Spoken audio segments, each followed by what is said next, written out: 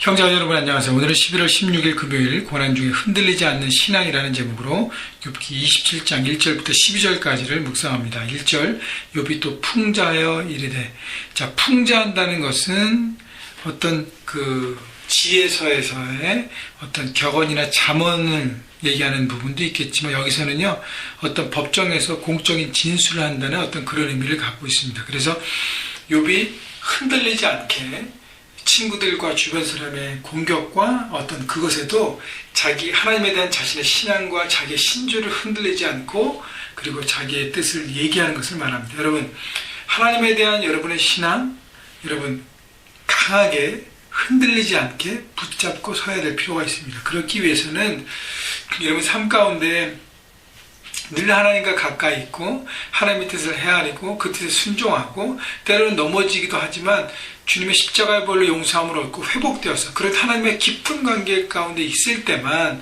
여러분 주변의 공격과 악한 영들의 공격 가운데 우리가 흔들리지 않고 견고하게 서서 그것을 대항하고 대적하고 영적 전쟁하고 승리할 수 있는 것입니다. 그렇기 때문에 견고한 신앙을 갖는 것이 얼마나 중요한 것인가. 그래야 악한 영들의 공격을 대적하고 세상에서 승리하게 되는 것입니다. 2절, 나의 정당함을 물리치신 하나님, 나의 영혼을 괴롭게 하신 전능자의 사심을 두고 맹세하노니. 아직 욥은 하나님께서 내 삶에 왜 고난을 주셨는지를 깨닫지 못했기 때문에 약간 빗대어서 나를 괴롭게 하신 전능자, 그러니까 내가 의로운 삶을 살고 있지만, 선택했지만 그럼에도 불구하고 고난받은 내 삶을 잘 모르지만 그 하나님의 살아계심, 그러니까 그 하나님의 살아계심을 나는 믿고 그 하나님을 의지해서 얘기한다고 얘기하는 것입니다. 3절, 나의 호흡이 아직 내 속에 완전히 있고 하나님의 숨결이 아직도 내 코에 있느니라.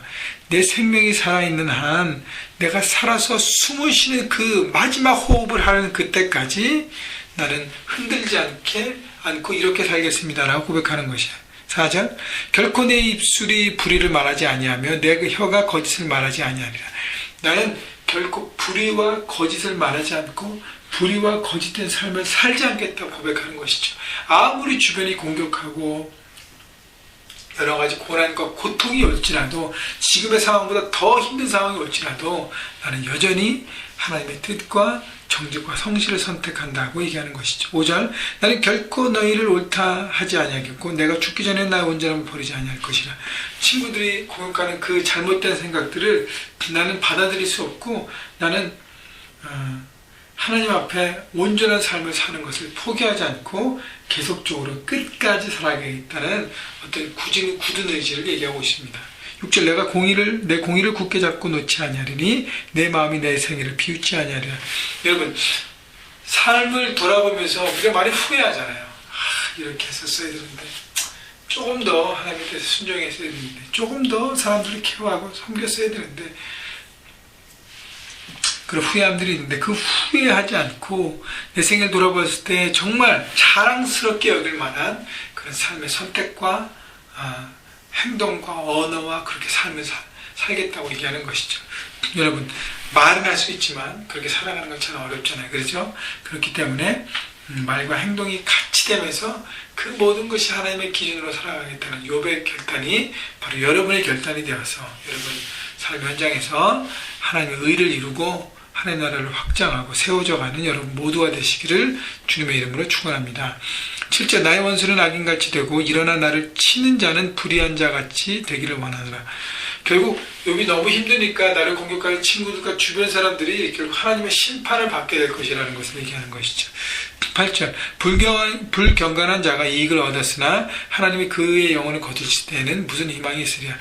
그렇게 의로운 나 같은 사람을 공격하고 넘어뜨리고 그렇게 잘못된 삶의 방식으로 살아가는 사람들, 또 그 외에 이 세상에 악한 일을 선택하며 거짓과 술수와 어떤 속임으로 살아가는 모든 사람들이 결국 하나님의 영혼을 거두실 때 무슨 희망이냐는 것은 하나님의 심판대 앞에 서기 때문에 결국 아무런 소망 없이 살아가게 되는 것이라고 얘기하는 것입니다.